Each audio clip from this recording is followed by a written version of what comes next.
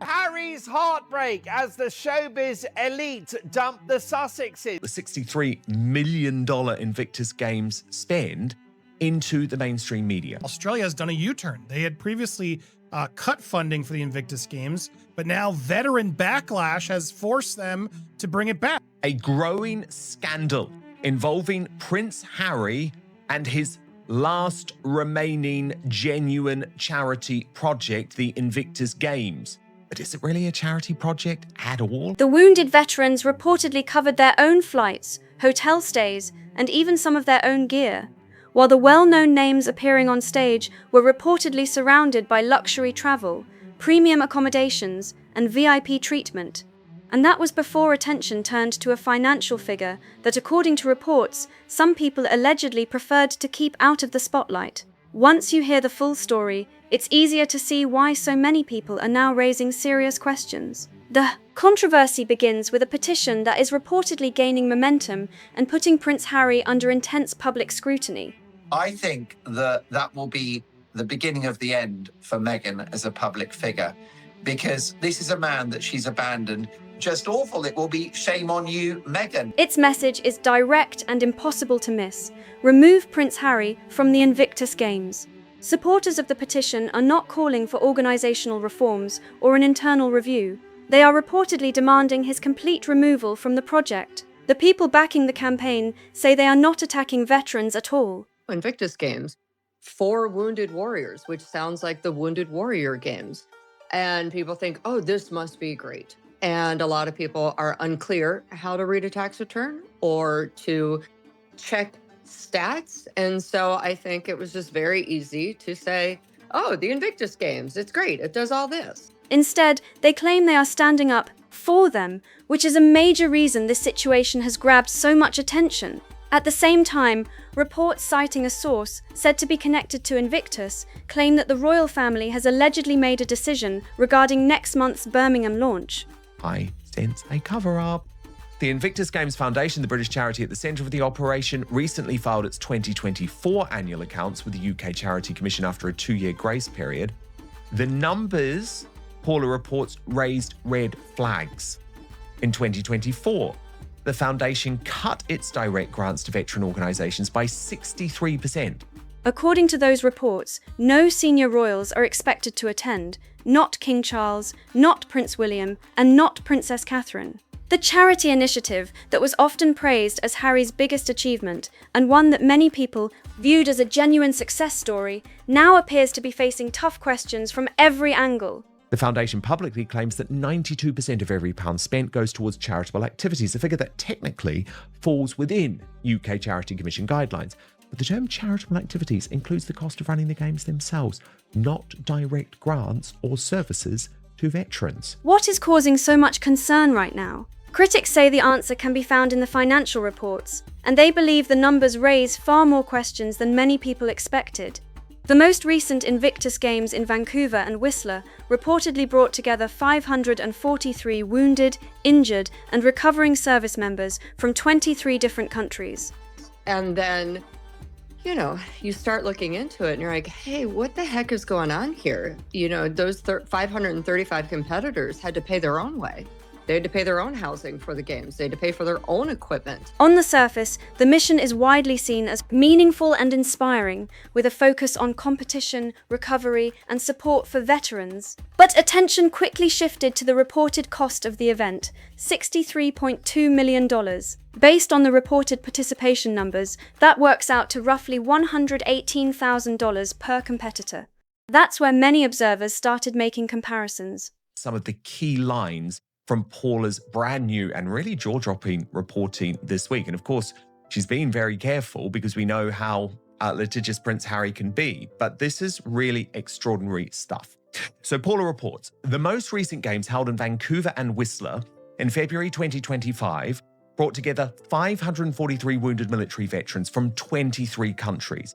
The total cost, 63.2 million Canadian, or approximately $118,352 per competitor. The Warrior Games in the United States, which also supports wounded service members through athletic competition, reportedly operates on a budget of around $2 million per year. Critics have also pointed to international examples. Reports state that a similar event in Germany was organized for roughly $200,000, while involving about half the number of participants.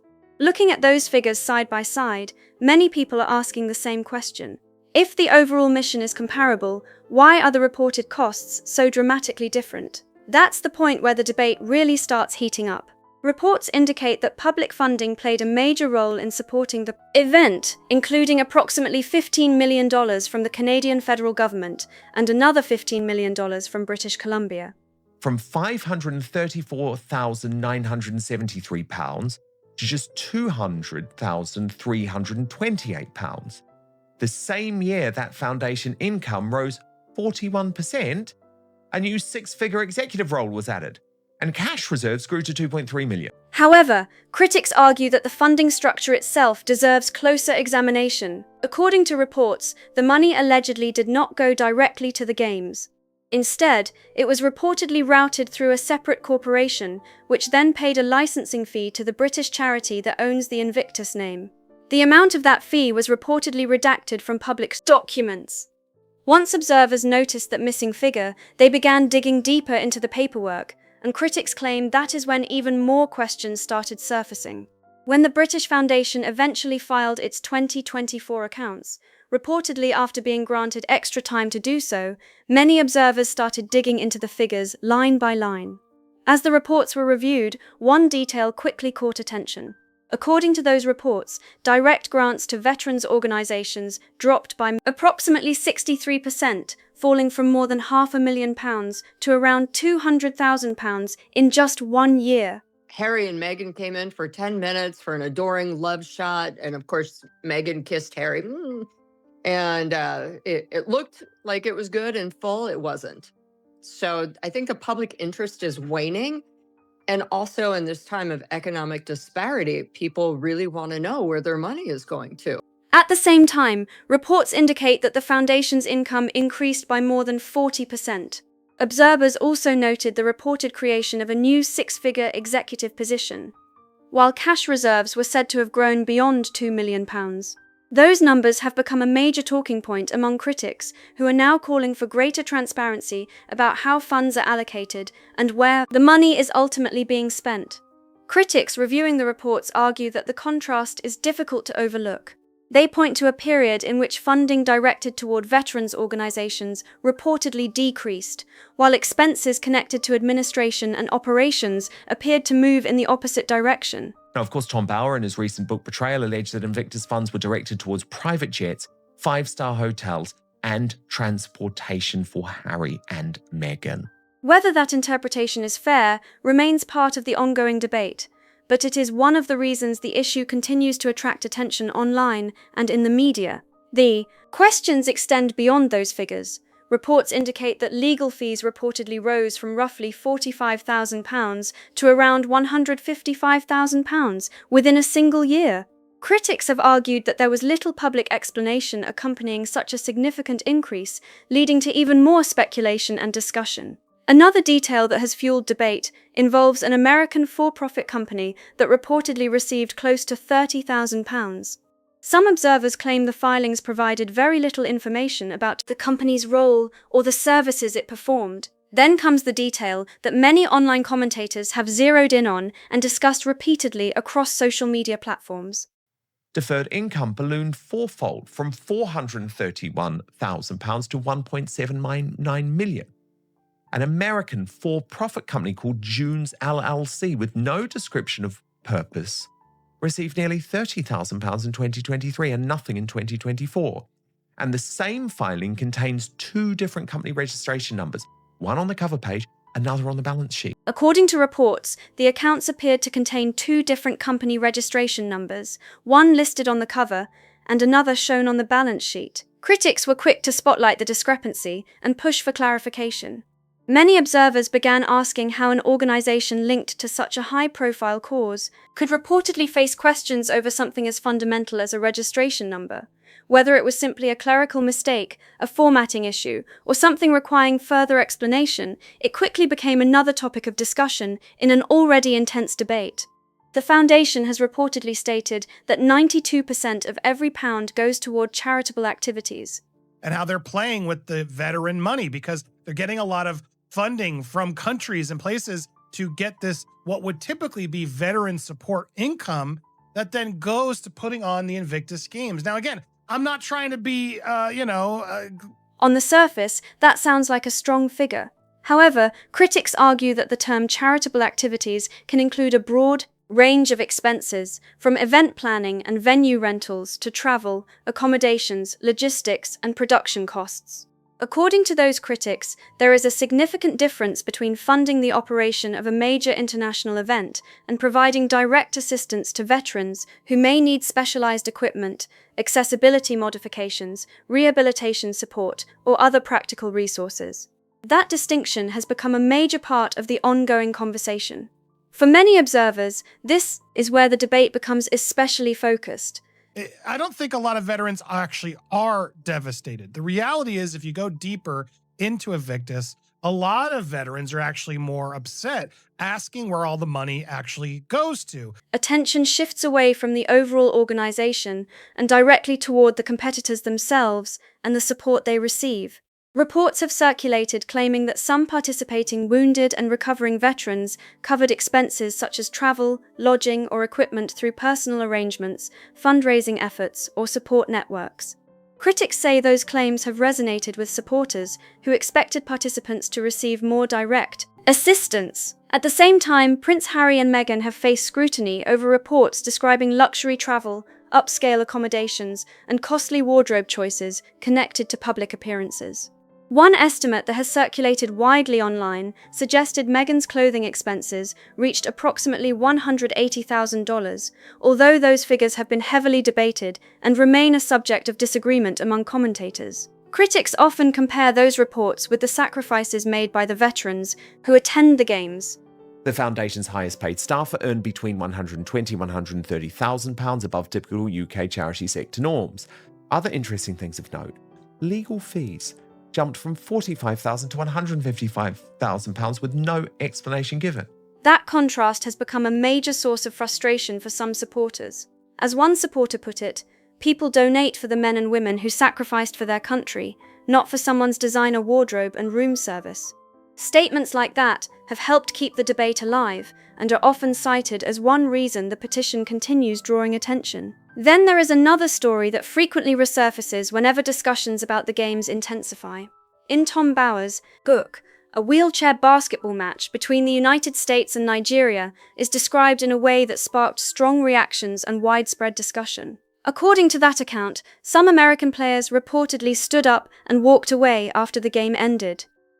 And there are lots of other places that actually support veterans, may give them prosthetics if they need, may build a wheelchair ramp at their home, which is necessary, may do things that really help people as opposed to helping Harry's ego. Supporters were quick to emphasize an important point. Not every injury or service-related condition is visible.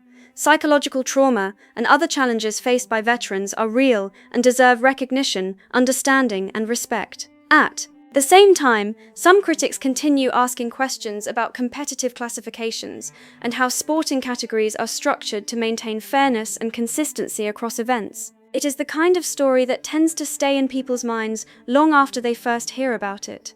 And the questions do not end there. Attendance figures have also become part of the conversation. Some critics have claimed that certain events appeared to draw smaller crowds than expected, with reports suggesting volunteers sometimes outnumbered spectators by a noticeable margin. Others have questioned whether television camera angles or venue layouts may have created a different impression for viewers watching from home. According to several reports, Harry and Meghan's appearances at some events were also shorter than some observers expected. Critics describe moments that allegedly lasted only a few minutes: a brief wave, a photo opportunity, a quick greeting for cameras, and then a departure that left some attendees wanting more. Whether that criticism is fair or not remains a matter of opinion, but it is another issue that continues to keep the conversation going. And if some thought the questions ended with veterans, supporters, and event operations, the next chapter of the story takes the debate in a very different direction. This time, attention reportedly shifts to government funding and the decisions surrounding it. Australia has long been regarded as one of the strongest supporters of the Invictus Games, which is why reports of government backing being temporarily withdrawn generated so much discussion and scrutiny. The timing reportedly made the situation even more eye-catching. According to reports, the funding questions surfaced while Harry and Meghan were actively promoting the Games and encouraging public support for the project. That combination immediately caught the attention of critics and commentators. From an outside perspective, many observers saw an awkward contrast. On one hand, efforts were reportedly being made to build excitement and momentum around the Games. On the other, reports emerged suggesting that a major supporter had stepped back, at least temporarily. That's the type of headline that can quickly spark speculation and raise fresh questions. Some Australian observers have since pointed out that support was reportedly reinstated and that funding later returned. Even so, critics continue focusing on the original decision, rather than what happened afterward. Their argument is straightforward. If officials were prepared to pause support at any stage, what factors or concerns led to that decision in the first place? Belittling what the Invictus Games is trying to do, but I am asking the question of, is it really the best use of veteran funding?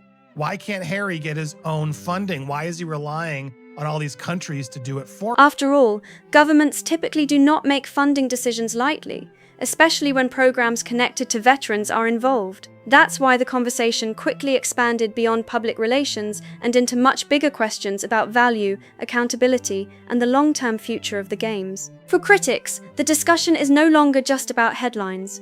It's about whether the current model can continue to attract the same level of support year after year. According to some critics, those concerns may also help explain why attention has increasingly shifted toward corporate sponsors. One example frequently mentioned is Boeing. The aerospace company was reportedly a major presenting sponsor for the Vancouver Games. Reports indicate that when its sponsorship agreement came to an end, the company chose not to renew it. Critics immediately highlighted that decision as a significant development. For many observers, Boeing's involvement carried added importance because of its long-standing ties to military aviation, defense industries, and service communities. That's why reports of its departure generated so much discussion and speculation. Some critics responded with a straightforward question. If a company closely connected to military and veteran communities decides not to continue its sponsorship, what message does that send? While no single sponsorship decision tells the whole story, the move became another talking point in the broader debate surrounding the event's future. Attention then turned to sponsorship figures. Reports suggest that the Vancouver Games benefited from support from more than 40 corporate partners. By comparison, Birmingham's upcoming Games have reportedly secured around 11 sponsors contributing an estimated £4 million combined. Critics argue that the lower number has raised questions about sponsor enthusiasm and confidence moving forward. Then comes an issue that has generated particularly strong reactions among some British taxpayers. Reports indicate that the UK government has committed up to £26 million in public funding toward the Birmingham Games, placing even greater attention on how the event is financed and managed. Critics often compare that £26 million figure with Birmingham's widely reported financial struggles in recent years. They argue that many residents are already concerned about local budgets, public services, and spending priorities, making the funding commitment a particularly sensitive topic. That is where the debate becomes especially intense. Critics argue that if private sector support appears limited, taxpayers should not be expected to take on a larger share of the financial responsibility. Supporters, however, contend that the value of the Games cannot be measured solely through financial calculations, pointing instead to their impact on veterans, recovery, and international awareness. According to reports, another concern has also emerged behind the scenes. Some critics claim that certain qualified professionals were reportedly hesitant to pursue positions connected to the Birmingham operation because of ongoing public controversy surrounding the Invictus brand. If accurate, that would represent a significant reputational challenge for the organisation. After all, struggling to secure funding is one issue. Facing questions about whether people want to be publicly associated with a project is an entirely different challenge. That possibility has become another point of discussion among commentators following developments surrounding the Games. For critics, the conversation extends beyond Invictus itself. They point to other organizations Prince Harry has been associated with that have also faced periods of public scrutiny and internal challenges. Centerbull, the charity Harry co-founded in honor of his mother, became the focus of highly publicized disagreements, leadership disputes, legal proceedings, and resignations that generated significant media attention. African Parks has also faced public controversy following allegations and concerns that received widespread coverage and prompted extensive discussion in the media and online. Critics have questioned Prince Harry's response and level of public engagement regarding various controversies, while supporters argue that many of these situations are far more complicated than they are often presented in headlines and online discussions. Regardless of where people stand, critics say they believe they see a recurring pattern. They point to projects that begin with strong public goodwill and positive attention, but later become associated with disputes, leadership disagreements, resignations, or continuing controversy. That is why, for many observers, the scrutiny surrounding Invictus has grown into something much bigger than a debate about a single event. In their view, it has become part of a broader conversation that continues to generate attention and shows little sign of disappearing anytime soon. Even recognition received by Harry has become part of that larger discussion.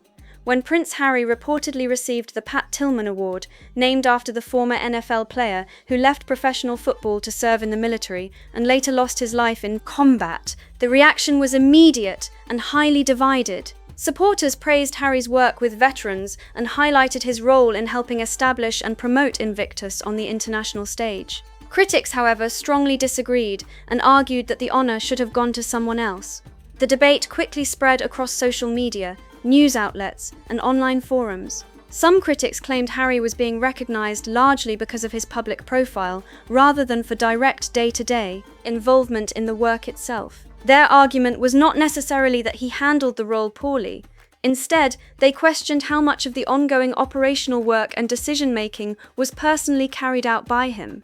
Others pushed back against that criticism, arguing that Invictus might never have achieved its current global profile without Harry's involvement and visibility. But regardless of which side people supported, the award became another major flashpoint in an already heated debate. According to ongoing reports, commentary, and public discussion, that growing scrutiny may be one reason questions are now reportedly being raised behind palace walls as well, adding yet another layer to an already closely watched story. Reports have suggested that Prince William and individuals connected to the Royal Foundation place a strong emphasis on transparency and accountability. According to critics, the message they believe is being communicated is straightforward: provide clear financial information, explain where funds are going, and address the questions that continue to be raised. Whether those reports accurately reflect private discussions or not, they have fueled ongoing speculation about the relationship between the monarchy and the Invictus Games. Some commentators have even suggested that the reported absence of senior royals from future events may have less to do with personal differences and more to do with avoiding involvement in an ongoing public controversy. That remains a theory discussed by critics rather than a confirmed explanation, but it has become another frequently debated topic. Oh, the Invictus Games, it's great, it does all this. And then you start looking into it and you're like, hey, what the heck is going on here? Those 535 competitors had to pay their own way. They had to pay their own housing for the games. They had to pay for their own equipment. And Harry and Meghan got a really nice vacation out of it with lots of adorational speeches and clapping and crowds gathered for them. The conversation, however, does not stop with Prince Harry. According to critics, Meghan's public image and business ventures have also become part of the wider discussion surrounding the couple. During visits to Australia, including appearances connected to communities affected by tragedy and visits with hospital patients, some critics later argued that significant media attention was directed toward the outfits she wore. Reports noted that similar clothing items often attracted online interest and consumer attention after high-profile appearances, which became a point of debate among commentators. Supporters argue that this is a common reality for public figures, celebrities, and members of royal families. Critics, however, viewed the situation differently and questioned whether the focus on fashion was appropriate given the emotional nature of some of the events involved. That disagreement helped keep the discussion in the public spotlight. Meanwhile, Meghan's lifestyle brand has faced substantial commentary across social media and online platforms. Critics have claimed that certain product launches did not meet expectations, and that some items generated more conversation than consumer demand. Frequently mentioned examples include candles and other home goods that became the subject of intense online discussion and review. Some critics pointed to reports of premium pricing, while others referenced customer complaints shared on social media regarding product quality or expectations. Whether those criticisms are fair or not remains a matter of debate, but they quickly became part of the larger narrative surrounding the brand and its public reception. There was also additional discussion surrounding references to family themes and personal milestones, which sparked further debate among supporters, critics, and media. Commentators alike. Critics argued that certain branding choices felt overly personal and blurred the line between a commercial product and a personal story. Supporters, on the other hand, viewed those same details as harmless additions intended to make the products feel more authentic and meaningful. As with so many aspects of this broader debate, reactions were sharply divided and opinions varied dramatically. Another incident that attracted attention involved reports that a gift package was sent to a supporter who had previously posted criticism of Prince William and Princess Catherine online. The story quickly became a talking point across social media and among royal commentators. Critics immediately seized on the incident, arguing that it reflected poorly on Meghan's public image and judgment. Supporters, however, questioned whether the significance of the situation was being overstated and argued that the reaction may have been disproportionate to the facts involved. That disagreement only added another layer to an already ongoing public debate. According to some critics, Prince Harry remains genuinely committed to the charitable goals of Invictus and continues to care deeply about its mission of supporting wounded, injured, and recovering service members. They argue that many of the strongest complaints arise when public attention shifts away from veterans and towards celebrity culture, media coverage, and personal branding. Whether that assessment is accurate depends entirely on perspective, but it is a view that continues to surface whenever the future of the Games is discussed. Critics advancing that argument suggest that Harry may either underestimate the scale of the concerns being raised or has not publicly addressed them in a way that satisfies those asking for answers. Some believe the situation now requires a more direct response to the growing questions surrounding the organization and its future. That's why one suggestion keeps surfacing again and again whenever critics discuss the future of the Invictus Games. Whether realistic or not, it remains one of the most talked about ideas in the ongoing debate. Then there's what some insiders are reportedly saying behind the scenes.